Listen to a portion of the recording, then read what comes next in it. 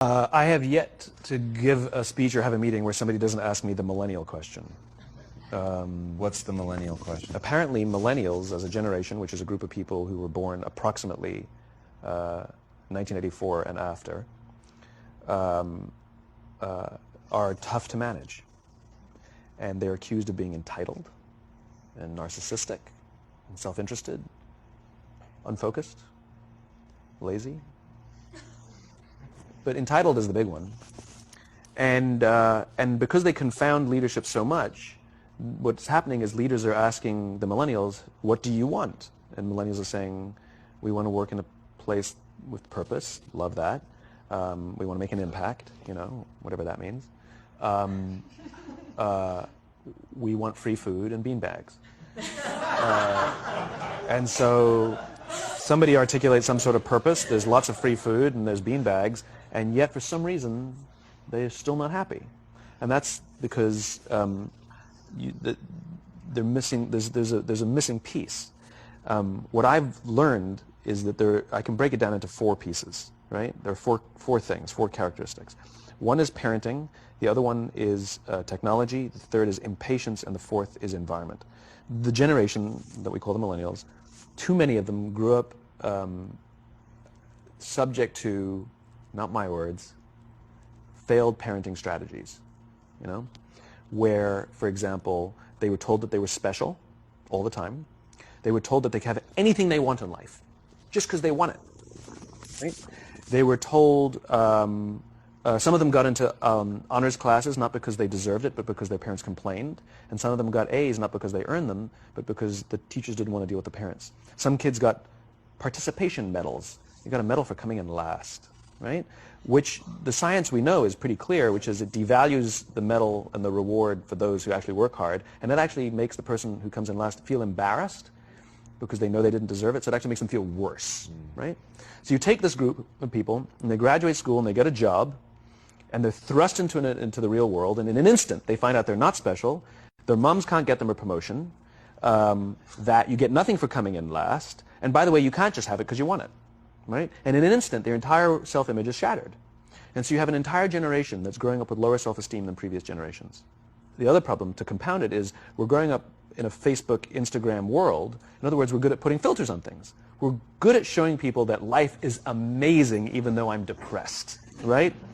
And so everybody sounds tough, and everybody sounds like they got it all figured out. And the reality is there's very little toughness, and most people don't have it figured out. And so when the more senior people say, well, what should we do? They sound like, this is what you got to do.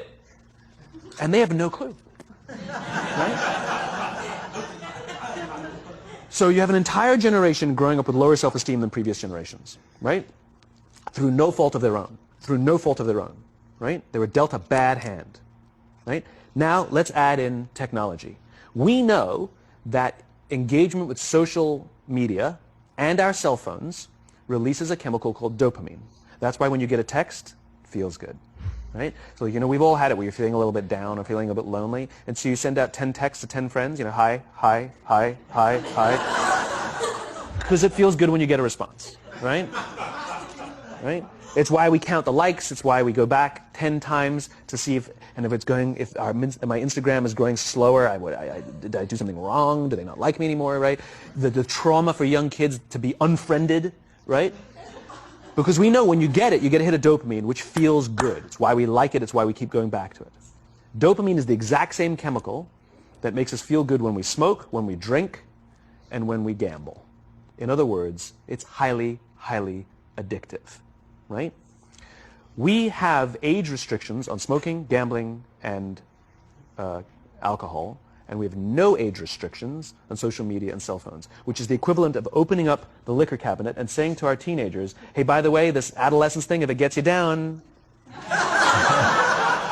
But that's basically what's happening. That's basically what's happening, right? That's basically what happened. You have an entire generation that has access to an addictive, numbing chemical called dopamine through social media and cell phones as they're going through the high stress of adolescence. Why is this important? Almost every alcoholic discovered alcohol when they were teenagers. When we're very, very young, the only approval we need is the approval of our parents. And as we go through adolescence, we make this transition where we now need the approval of our peers. Very frustrating for our parents, very important for us. It allows us to acculturate outside of our immediate families into the broader tribe, right? It's a highly, highly stressful and anxious period of our lives, and we're supposed to learn to rely on our friends. Some people, quite by accident, discover alcohol and numbing effects of dopamine to help them cope with the stresses and anxieties of adolescence.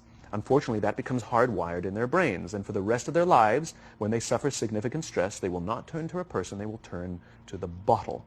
Social stress, financial stress, career stress, that's pretty much the primary reasons why an alcoholic drinks, right? What's happening is because we're allowing unfettered access to these dopamine-producing devices and media, basically it's becoming hardwired, and what we're seeing is as they grow older, too many kids don't know how to form deep, meaningful relationships. Their words, not mine. They will admit that many of their friendships are superficial. They will admit that their friends, that they don't count on their friends, they don't rely on their friends, they have fun with their friends, but they also know that their friends will cancel on them as something better comes along. Deep, meaningful relationships are not there because they never practice the skill set, and worse, they don't have the coping mechanisms to deal with stress. So when significant stress starts to show up in their lives, they're not turning to a person, they're turning to a device, they're turning to social media, they're turning to these things which offer temporary relief. We know, the science is clear, we know that people who spend more time on Facebook suffer higher rates of depression than people who spend less time on Facebook, right? These things balanced. Alcohol is not bad, too much alcohol is bad. Gambling is fun, too much gambling is dangerous, right? There's nothing wrong with social media and cell phones. It's the imbalance, right? If you're sitting at dinner with your friends and you're texting somebody who's not there, that's a problem. That's an addiction. If you're sitting in a meeting with people you're supposed to be listening to and speaking, and you put your phone on the table, face up or face down, I don't care, that sends a subconscious message to the room that you're just not that important to me right now, right? That's what happens. And the fact that you cannot put it away is because you are addicted, right? If you wake up and you check your phone before you say good morning to your girlfriend, boyfriend, or spouse, you have an addiction. And like all addiction, in time, it'll destroy relationships, it'll cost time, and it'll cost money, and it'll make your life worse, right?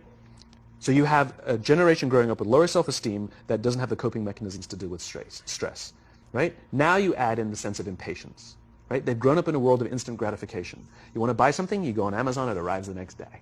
You want to watch a movie? Log on and watch a movie. You don't check movie times. You want to watch a TV show? Binge. You don't even have to wait week to week to week, right? I know people who skip seasons just so they can binge at the end of the season, right? Instant gratification. You want to go on a date? You don't even have to learn how to be like, hey. You don't even have to learn and practice that skill. You don't have to be the uncomfortable one who says yes when you mean no and says no when you mean no and yes when you... You don't have to swipe right. Bang, I'm a stud.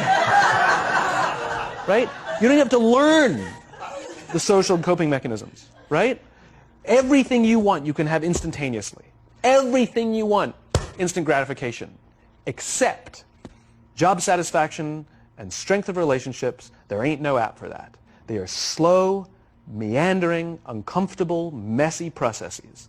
And so I keep meeting these wonderful, fantastic, idealistic, hardworking, smart kids. They've just graduated school. They're in their entry-level job. I sit down with them and I go, how's it going? They go, I think I'm going to quit. I'm like, why?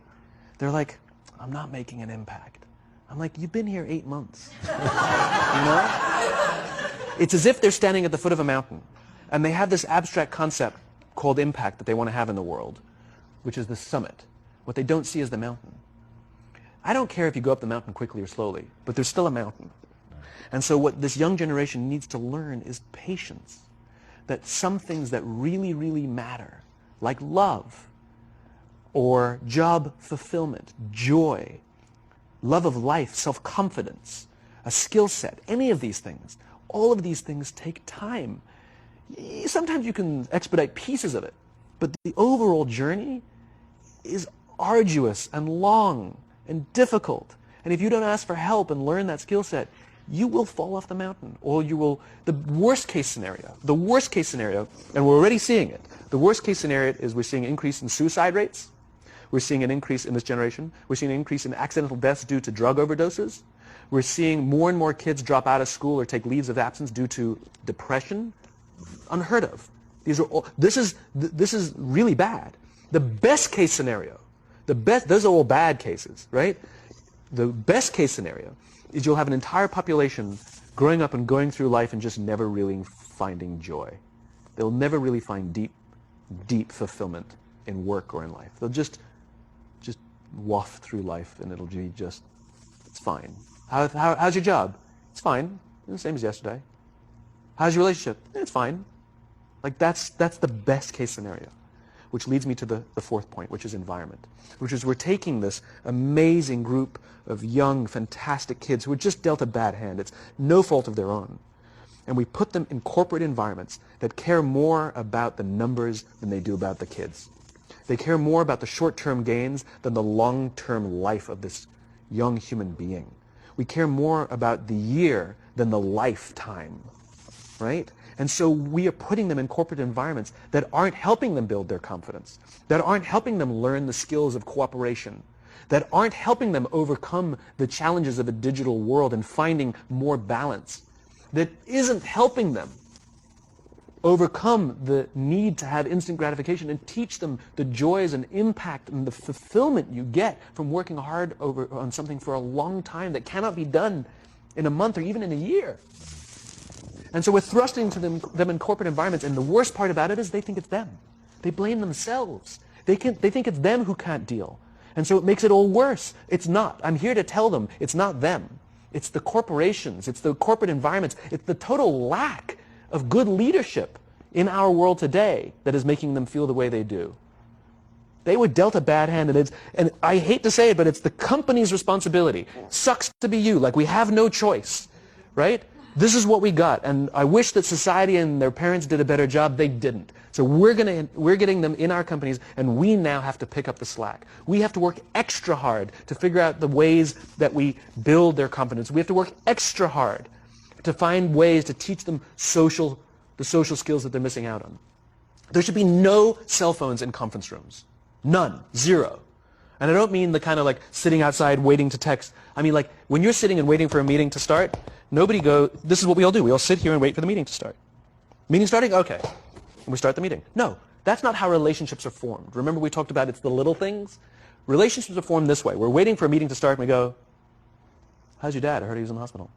Oh, he's really good. Thanks for asking. He's actually at home now. Oh, I'm really glad. That was really amazing. I know, it was really scary for a while. That's how you form relationships. Hey, did you ever get that report done? Oh my God, no, I didn't. I'll help you out. Can I help you out with that? Really? That's how trust forms. Trust doesn't form at an event in a day. Even bad times don't form trust immediately. It's the slow, steady consistency.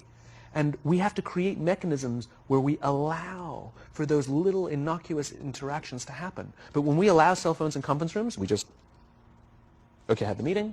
And then my favorite is like when there's a cell phone there and you go like this, you go. It rings and you go. I'm not going to answer that.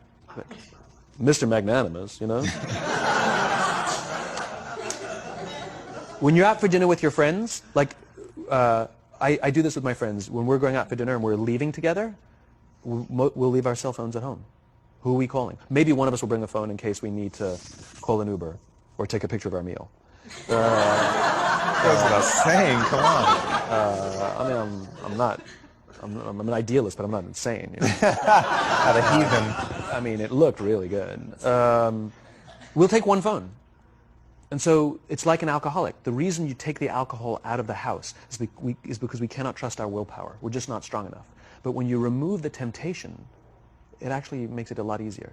And so when you just say, don't check your phone, people literally will go like this. And somebody will go to the bathroom, and what's the first thing we do? Because I wouldn't want to look around the restaurant for a minute and a half, you know? But if you don't have the phone, you just kind of enjoy the world. And that's where ideas happen. The constant engagement is not where you have innovation and ideas. Ideas happen when our minds wander and we go, and you see something, I bet they could do that. That's called innovation, right? But we're taking away all those little moments, right? You should not, and none of us should charge our phones by our beds. We should be charging our phones in the living rooms, right? Remove the temptation. You wake up in the middle of the night because you can't sleep, you won't check your phone, which makes it worse. But if it's in the living room, it's relaxed, it's fine. But it's my alarm clock. buy an alarm clock. They cost $8, right? I'll buy you an alarm clock, right? But the point is we now, in industry, whether we like it or not, we don't get a choice. We now have a responsibility to make up the shortfall and to help this amazing, idealistic, fantastic generation build their confidence, learn patience, learn the social skills, find a better balance between life and technology. Because, quite frankly, it's the right thing to do. Simon, thank you so much pleasure. for coming on. My pleasure. Thanks for having me. Thank you for coming. That was incredible. Absolutely amazing. Where can they find you? It's ironic, isn't it? Well, you can find me on social media. When you're not in a meeting. So yeah, I'm in all the usual places. But I will tell you one thing. So I have a new book coming out in September. It's a thinly veiled plug, but what's You've made them very happy. But what's special about it is I wanted to produce something that no digital format could reproduce. Interesting. And so it's an illustrated quote book. It's beautifully illustrated. I was very sort of pushy about this, that I didn't want the illustrations done on a computer. They were done by hand. There's a song, Aloe Black, the singer, the Grammy-nominated singer. The book is called Together is Better, and he gave me a song that goes with it. And the music is at the back of the book, and it's actually, the lyrics are in his handwriting. It's actually his handwriting. And here's the best part. The book is scented. We scented it with a custom scent made by this amazing company called 1229, and they designed for me the scent of optimism. All right. So you smell the pages, and they smell like optimism, right? And the thing that I love about this is I can't do that in any ebook format. I wanted to create something that you had to physically engage with, and it's designed to be given as a gift. The first page says to, from, because I wanted it to be given as a gift to someone you want to say thank you for inspiring you, or to give to someone you wanted to inspire. It was designed to promote this physical interaction and engaging with the real world. So I'm really proud of it. It's incredible, man. Super unique. Yeah, it's fun. I hope it does smashingly well, as your other books have, and have given so much to people, and it's just really, really been incredible. And what you shared with us today, man, honestly. Thank you. Absolutely wonderful. Appreciate it. Thank you very much. So much. Truly, thank you for having me.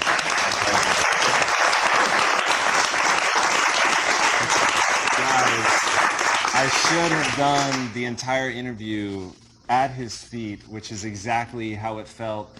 He has an amazing Twitter quote, which I'm going to paraphrase, but leaders are learners, and the people who stop pretending like they know everything and really open themselves up to knowledge are the ones that go farther ahead. Needless to say, it was much shorter than that since it was 140 characters, but that's the idea. And when I encountered Simon for the first time, it was with that enthusiasm of being opened up to learning something new, to changing everything, to build something that is better. Knowing why you're doing what you're doing is so critical, and just the human way in which he approaches the world and the connection, and hearing that today in front of this audience and seeing everybody in rapt attention and talking about putting the cell phones aside and really remembering to connect. I think that is just incredibly, incredibly important. So, Simon, thank you again so much for sharing with us. My pleasure. Thank you very much. Really beautiful. Thank you.